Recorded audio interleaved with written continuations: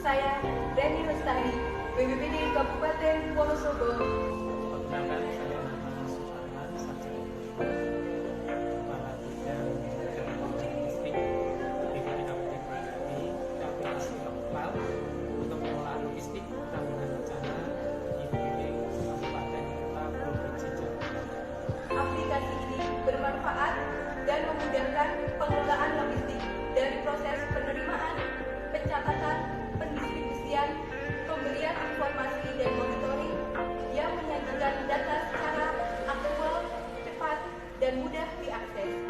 Semoga aplikasi ini dapat terus berkembang dan bisa dimanfaatkan. Salam tangguh, tangguh, tangguh, tangguh, luar biasa.